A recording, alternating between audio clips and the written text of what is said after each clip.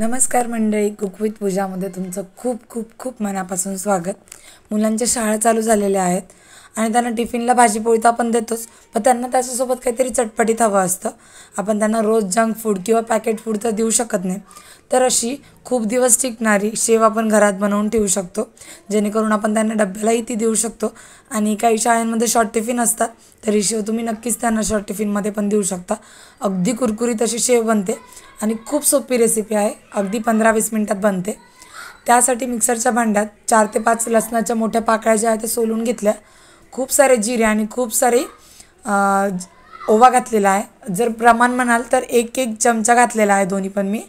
आणि ते मिक्सरला फिरवून घेतलं. त्यानंतर पाणी टाकून परत फिरवून त्याची छान पेस्ट तयार करून घेतली आहे. त्यानंतर अशा पद्धतीने एक चाळणी घ्यायची किंवा तुमच्याकडे जर स्ट्रेनर असेल तर ते घेतलं तरी चालेल. 2 वाट्या बेसन पीठ घेतलं आहे, ते छान चाळून घ्यायचं. त्याचसोबतच इथे चवीनुसार लाल तिखट, म्हणजे मी 1.5 चमचा लाल तिखट घेतलं आहे. चवीनुसार मीठही यात घालायचं आहे.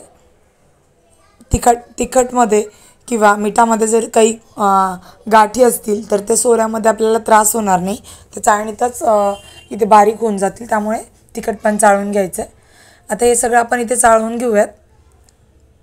नंतर त्याचा आपल्याला जो शेवचं जे मिश्रण बनवायचं आहे ते बनवूयात. आता इथे पीठ जे आहे ते चाळून तयार झालेलं आहे. त्याच चाळणीमध्ये तयार केलेली जी पेस्ट आहे अद्रक, ओवा आणि जिऱ्याची, लसूण, ओवा आणि जिऱ्याची, ती यामध्ये घालायची आहे.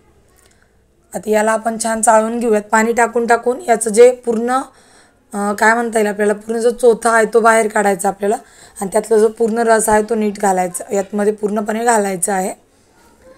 एक लक्षात ठेवा, फक्त पाणी खाली जास्त झावायला नको. बेसन पीठ आहे, जास्त पाणी लागणार नाही आपल्याला. आणि अशा पद्धतीने आता याचा चोथा जो आहे तो नितरवून घेतलेला आहे. आपण आता शेवीचं मिश्रण जे आहे ते मळून घेऊयात. यामध्ये तुम्ही तांदळाचं पीठ पण ॲड करू शकता, पण मला फक्त बेसन पिठाची शेव आवडते. आता हे जे आहे ते मिक्स करून घेऊयात आपण. आता तुम्हाला वाटत असेल ते पातळ झालं, पण ते कालवलं नव्हतं. अशा पद्धतीने आपलं जे पीठ आहे ते बनवून तयार झालेलं आहे. जास्त घट्टही पीठ ठेवायचं नाही आहे, सोऱ्यालाही त्रास होतो आणि शेव थोडीशी जास्त निब्बर लागते, जास्त कडक होते. अशा पद्धतीने मिश्रण ठेवायचे. आता जो सोरा आहे तो स्वच्छ धुवून घेतला, कोरडा करून घेतला आहे. त्याला आतून थोडंसं तेल लावायचं आणि जे मिश्रण आहे त्यामध्ये भरायचं. माझ्याकडे अशा पद्धतीचा सोऱ्या आहे, तुमच्याकडे जो सोऱ्या असेल तो तुम्ही यूज करू शकता. आता हे जे आहे पॅक करून घेऊयात. आणि मस्त तेल आहे जे गरम करायला ठेवलेलं आहे, तेल पण कडकडीत गरम झालं आहे. तेल छानच गरम होऊ द्यायचं, नाही तर शेव जी आहे ती जास्त तेलकट बनते. आता इथे तेल जे आहे ते आपलं गरम झालेलं आहे. आपण शेव सोडून घेऊयात. मस्त अशी शेव सोडून घ्यायची. अगदी कुरकुरीत अशी शेव तयार होते ही.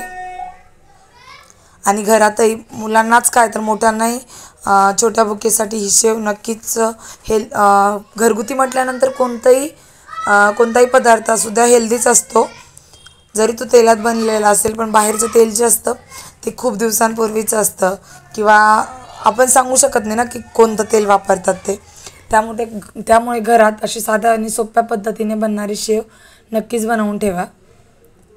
तिथे मी दुसरा ते तिसरा माझा घाणा तयार झालेला आहे शेवचा.